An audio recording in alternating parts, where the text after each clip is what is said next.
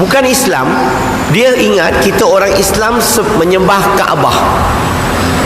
Dia ingat kita sembah Kaabah. Macam mana dia dapat cerita tu? Sebab dia tengok kita solat, kita sujud, betul? Dan dia tengok TV, bulan Ramadan, orang Islam akan tawaf Kaabah tu, lepas tu sembah, sujud kan? So dia ingat kita sembah Kaabah. Macam mana kita nak terangkan kepada kawan-kawan bukan Islam kita tidak sembah Kaabah? Macam mana? Senang saja. Kita perlu buat eksperimen dulu sebenarnya. Tapi sebelum itu, cuba lihat satu ayat Quran, surah Al-Baqarah, surah yang kedua, ayat 144 dan juga 149. Dan kalau kita lihat ayat Quran itu, yang bermaksud Allah perintahkan kita, asalnya kita punya kiblat menghala ke Masjid Al-Aqsa. Allah perintahkan kita tukar ke arah Masjidil Haram. Sebenarnya kiblat kita ni hanya menghala ke arah Masjidil Haram. Sebenarnya cukup menjawab soalan bukan tuduhan bukan Islam kita sembah Kaabah. Sebab kita solat menghala ke arah Masjidil Haram. Satu arah untuk menunjukkan kesatuan. Nak buktikan kepada mereka kita tidak sembah Kaabah, senang saja. Kita hanya perlu cakap dengan dia, jom kita pergi ke Mekah.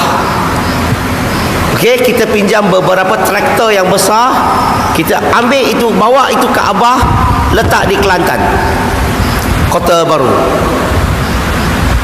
Kalau Kaabah berada di sini, sekejap lagi kita akan solat Jumaat. Kita menghala ke arah mana? Arah Kota Baru ke arah Masjidil Haram? Kalau kita pindah Kaabah tu kat sini, kita solat menghala ke arah mana? Sini ke Masjidil Haram? Tetap Masjidil Haram. Ini membuktikan tak ada mengena dengan Kaabah. Kalau orang yang sembah berhala, kamu pindah berhala tu kat sini, dia akan datang sini sembah. You pindah kat sana, dia akan pergi sana sembah. Sebab mereka menyembah berhala itu. Yang kedua, zaman Nabi Muhammad sallallahu alaihi wasallam, seorang sahabat yang sangat terkenal, Bilal bin Rabah, dia selalu panjat naik Kaabah. Pijat naik Kaabah. Apa dia buat? Dia bagi azan, betul? Kalaulah kita sembah Kaabah, berani tak kita nak pijak Kaabah? Cuba teka. Kalau tak faham, kita buat eksperimen.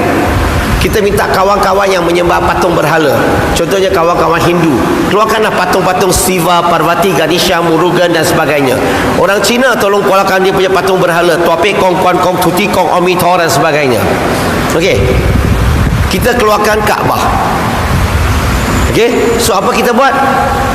Kita sebagai seorang Islam, kita panjat naik Kaabah tu, kita pijak Kaabah dulu.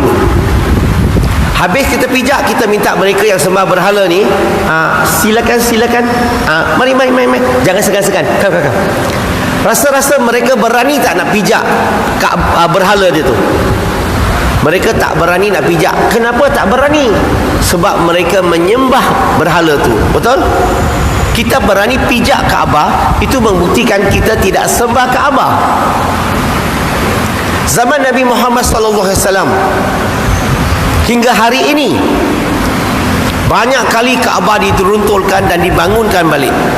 Kadang-kadang berminggu-minggu tanpa Kaabah, kadang-kadang berbulan-bulan tanpa Kaabah, sebab Kaabah belum siap dibina.